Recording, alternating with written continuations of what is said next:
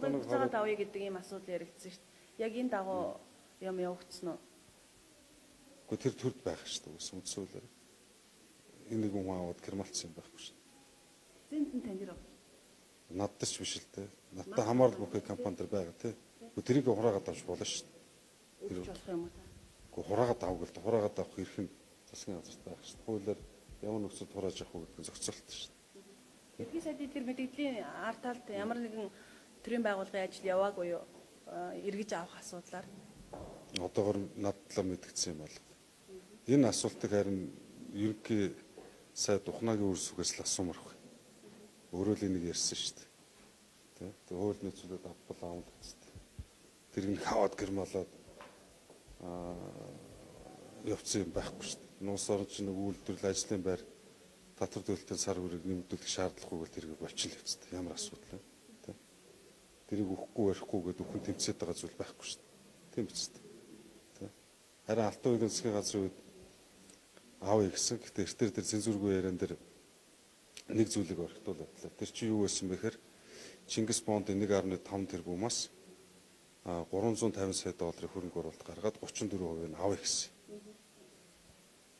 Тэрийг бол тухайн засгийн газар сангийн сайд нь бүгдээ эсэргүүцсэн. Энийг бол болохгүй гэдэг. Тэр үед би өөрөө их хурлын гишүүн байсан. Хэдийгээр тэр төслийг хэрэгжилтийг одоо үргэлжлүүлэх тэр бүтээн байгуулалтыг үргэлжлүүлээд хийхэд мөнгө бол улсаагаар мэтэл хэрэгтэй байх шүү дээ. Яг зөвхөн бизнес талаа бодох юм бол 34% өгөөд хуулийн дагуу засгийн газар 350 сая долларын санхүүжилт өгсөн бол хэрэгтэй л байсан. Гэхдээ би өөрөө улс төрд байгаа үнийг яг үүндээ гайл болсон шүү дээ. Тэн дээр. 350 сая доллар хаанаас болтох вэ? Тэр аавыг гэлдэгсэн.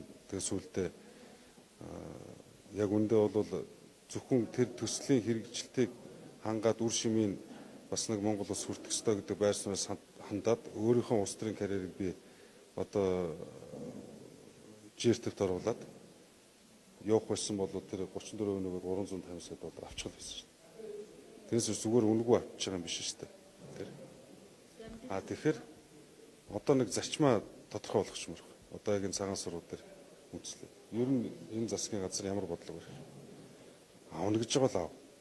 Ойдлохоо Аавна гэж байгаа гэхээр таны хийсэн хөрөнгө оруулалтыг төр төлнө тий. Энэ хичнээн хэмжээ. Тэгэл одоо тэр чинь 400 сая доллар хөрөнгө оруулалт байх шүү дээ чинь. Оруулсан нь. Тий одоо бодтой үйлдвэр тэнд баригдал яваад л байгаа шүү дээ. Тий. Тэрийг төлөөд аваад гэж байгаа юм тийм үү та? Тань тохирол байхгүй юу? Би тэр компанийг төлөөлөд байгаа нь хаашаа. Ажлын хэсэг гараад яаж шийдэх юм байгаа хуулийн дагуу шийдэж болно шүү дээ. Гагцгүй миний шаардаад байгаа нь ер нь яг энэ асуудал дээр тулгуурлаад ямар зарчим барих гэдэг. Тэгвэл ойдлогоо 66% ч гэсэн авал та. 5-7 тэр energy resource ч гэсэн авал та. Петро Чайнагийн хэдэн үе байдаг лээ нөгөө ашиг тос үрдэх тос ч хасгаар 60-70% нөгөө тэрийг ч гэсэн авал. Бүгд нь авчих хэрэгтэй байхгүй.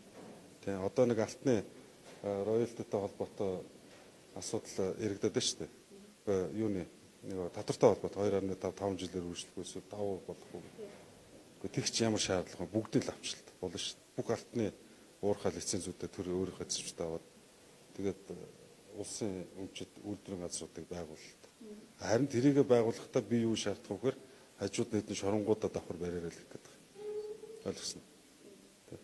Ер нь ягаад Номтой баяр гэдэг хүн цагаан сургаалтыг авсан гэж. Ягаад Номтой баяр гэдэг хүний хамаарал бүхий компани авсан гэж. Хууль ёсны дагуу 1999 онд Австралийн Молопо гэж 100% одоо Австралийн эзэмшил компани эзэмшиж байгаад 99 онд тэр нь суслагдаад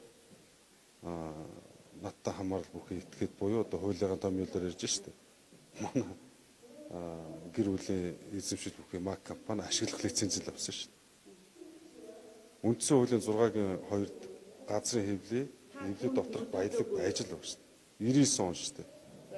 Сүүл шийдвэр нь сүүл болсон шүү дээ. Ямар шийдвэр гэсэн? Улсын хурлаар. Ямар шийдвэр гэсэн? Тэр 34 350 сая доллар гэдэг. Би тэнд оролцоогүй шүү дээ. Бичлэг нь байдаг үст чуулгаас гараад шүү. Тэг би хэлээд шүү дээ. Яг бизнесээ бодвол тэр 34 бүхий 350 сая доллар хөрөнгө оруулалт хэрэгтэй л байсан шүү. Тэрийг их хурл хэрэггүй л шийдсэн шүү дээ. Хэн ч удаа хэрэгтэй л гэдэг үст. Тэр чинь тэрбум гаруй долларын хөрөнгө оруулалт төсөн шүү дээ.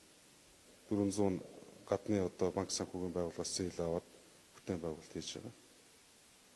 Тодруулаад хэлбэл Европын зэргийн босролтын банк. Тийм зүйл шүү дээ.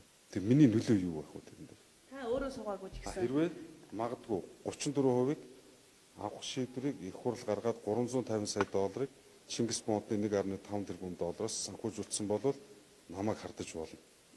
Намтай оролцоод 350 сая доллар авах гэж одоо лобби хийлээч гэдэг нь юу гэдэг юм.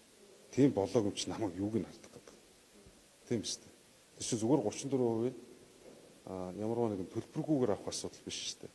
350 сая долларын хөрөнгө оруулалтаар тэр 34%-ийг л авах л байсан шүү дээ. Тэр тогтоож шийдвэр нийл байдаг шүү дээ. Та үзэлтэй.